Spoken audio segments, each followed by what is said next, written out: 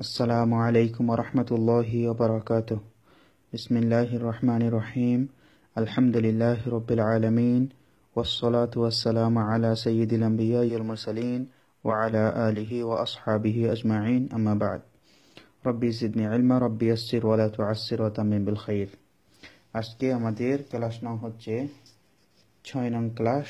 6 নং ক্লাসের পড়া থাকছে হরকতের মশক। হরকতের মশক অর্থাৎ হরকত, এক জবর, এক জের, এক পেশ। এতদিন যে আমি আপনাদেরকে পড়িয়ে এসেছি সেগুলো আজকে একসাথে আমরা একটু প্র্যাকটিস করব, যেটাকে মশক বলা হয়। আমরা আজকে হরকতের মশক করব। যেমন ধরে নিন আমি আপনাদেরকে জবর, জের, পেশ পড়িয়েছি। এখন জবর, জের, পেশ পাশাপাশি কয়েকটি অক্ষরের সাথে আসবে, মিলিয়ে আসবে, তখন আপনারা সেটাকে একটু মিলাবেন। যেমন এখানে লেখা রয়েছে কাতাবা। আপনারা জানেন কাফ জবর কা বানান করলে কাফ জবর কা, তা জবর তা, বা জবর বা, কাতাবা। তিনটা একসাথে কাতাবা। এভাবে নাজালা, নুন জবর না, জা জবর জা, লাম জবর লা, নাজালা। তাহলে আমি আপনাদের জন্য বানান করে দিচ্ছি, আপনারা ক্লাসে যখন পড়া শোনাবেন তখন কাতাবা, নাজালা এভাবে শোনাবেন। আমি বানান করে দিচ্ছি, আপনারা যারা বুঝেন নাই এখনো তারা একটু ভালোভাবে বুঝে নেওয়ার চেষ্টা করবেন। কাফের মধ্যে জবর হলে কা উচ্চারণ হয়, তার মধ্যে জবর হলে তা উচ্চারণ হয়, বার মধ্যে জবর হলে বা উচ্চারণ হয়। এভাবে আপনারা প্রত্যেকটা অক্ষর এভাবে পড়ার চেষ্টা করবেন। আমি বানান করে দিচ্ছি, কাফ জবর কা, তা জবর তা, বা জবর বা, কাতাবা। নুন জবর না, জা জবর জা, লাম জবর লা, নাজালা। র জবর র, ফা জবর ফা, আইন জবর আ, রফা আ। বা জবর বা, সদ জবর স, র জবর র, বা স র। সিন জবর সা, মিম জের মি, আইন জবর আ, সামি আ। মিমের মধ্যে জের হলে মি উচ্চারণ হয়, সামি আ, সামি আ।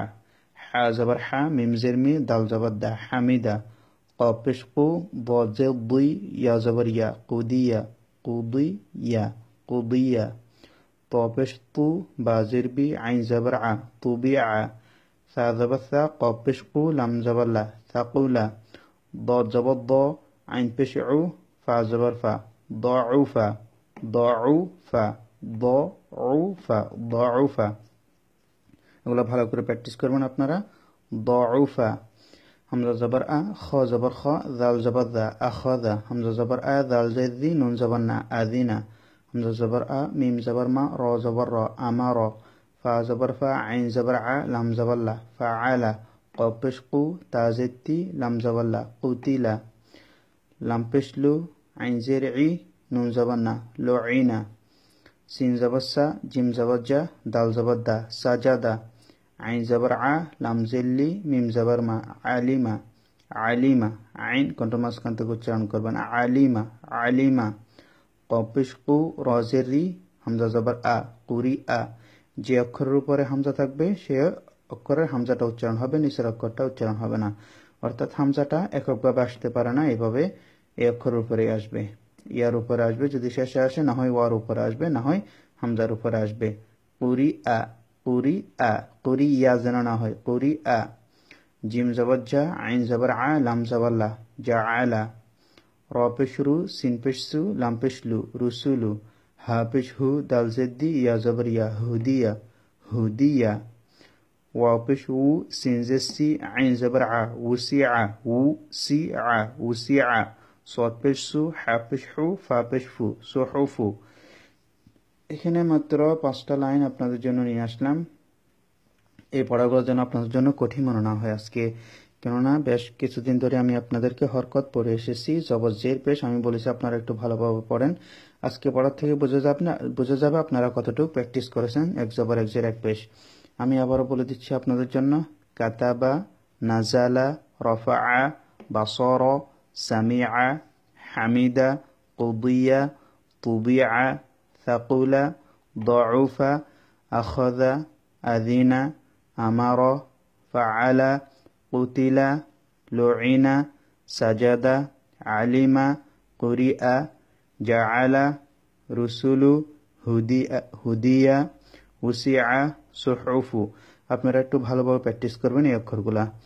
যেমন ধরেন এই অক্ষরটা আপনি মিলাতে পারছেন না, তখন আপনি বানান করবেন, ফা জবর ফা, আইন জবর আ, লাম জবর লা, ফাআলা। ফার মধ্যে জবর হলে ফা উচ্চারণ হয়, আইনের মধ্যে জবর হলে আ উচ্চারণ হয়, লামের মধ্যে জবর হলে লা উচ্চারণ হয়, ফাআলা। তারপর মনে করেন আপনি এই অক্ষরটা আপনি মিলাতে পারছেন না, এটা কিভাবে পড়বেন, তখন আপনি দেখবেন কফের মধ্যে পেশ হলে কি হয়, কফের মধ্যে পেশ হলে কু, কু উচ্চারণ হয়, রর মধ্যে জের হলে রি উচ্চারণ হয় কুরি, হামজার মধ্যে জবর হলে আ উচ্চারণ হবে কুরি আ, কুরি আ।